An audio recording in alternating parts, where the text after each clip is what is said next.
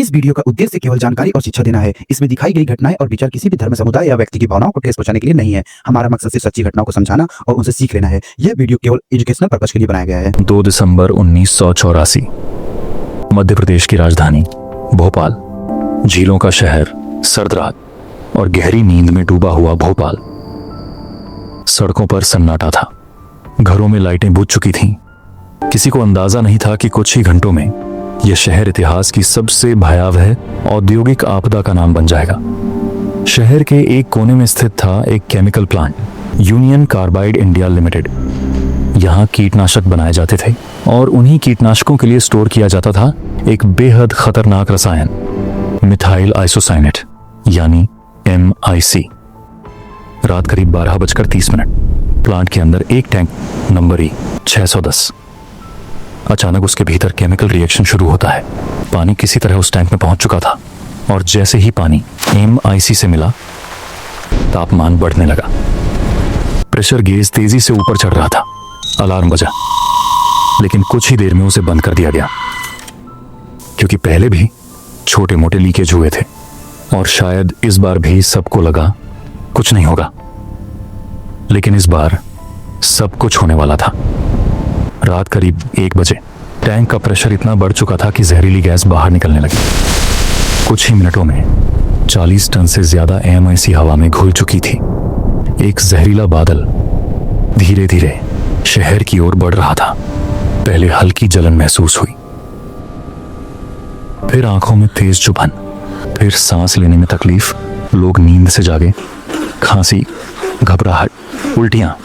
किसी को समझ नहीं आया कि क्या हो रहा है। गैस गली गली फैल चुकी थी। भागो भागो, बस यही एक शब्द हर तरफ गूंज रहा था।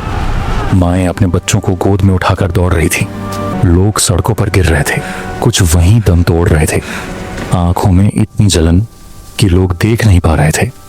फेफड़ों में इतनी जलन कि सांस लेना नामुमकिन हो गया था। भोपाल की सड़कों पर उस रात मौत दौड़ रही थी।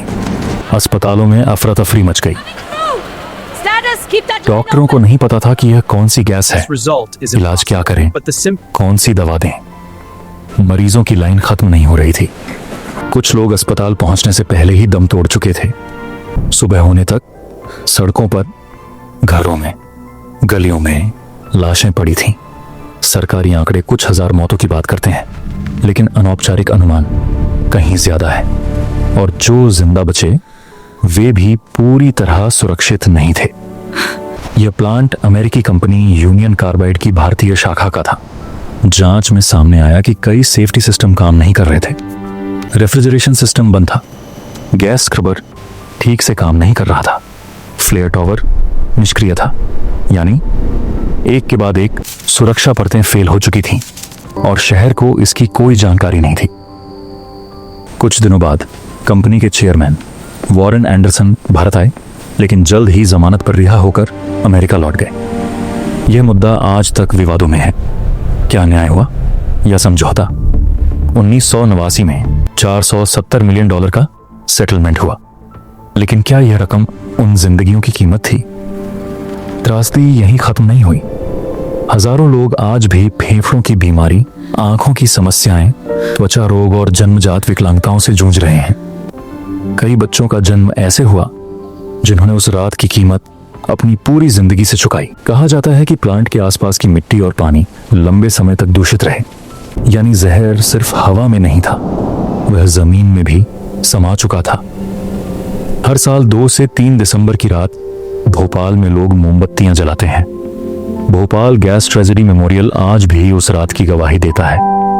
पत्थरों पर लिखे नाम, तस्वीरें और एक भारी खामोशी। भोपाल गैस त्रासदी को दुनिया की सबसे बड़ी औद्योगिक आपदा कहा जाता है। इसने इंडस्ट्रियल सेफ्टी के नियम बदले, कॉरपोरेट जिम्मेदारी पर सवाल खड़े किए, पर्यावरण कानूनों को मजबूत करने की जरूरत महसूस कराई। लेकिन यह सब एक बहुत बड़ी कीमत पर हुआ। 3 दिसंबर 1984 की सुबह जब सूरज उगा, भोपाल पहले जैसा नहीं था। कुछ लोग अपने घरों तक कभी नहीं लौटे, कुछ लौटे लेकिन पहले जैसे नहीं रहे। वह सिर्फ एक गैस लीकेज नहीं था, वह सिस्टम की विफलता थी, वह इंसानी लापरवाही की भयावह मिसाल थी। आज भी जब भोपाल की सर्द हवा चलती है, कुछ लोगों को आंखों में जलन महसूस होती है, कुछ को सांस लेते वक्त वह रात याद आ जाती है, क्योंकि कुछ हादसे समय के साथ पुराने नहीं होते, वे इतिहास में दर्ज हो जाते हैं, एक चेतावनी की तरह। वीडियो अच्छी लगी हो तो लाइक एंड सब्सक्राइब करना ना भूलें। धन्यवाद।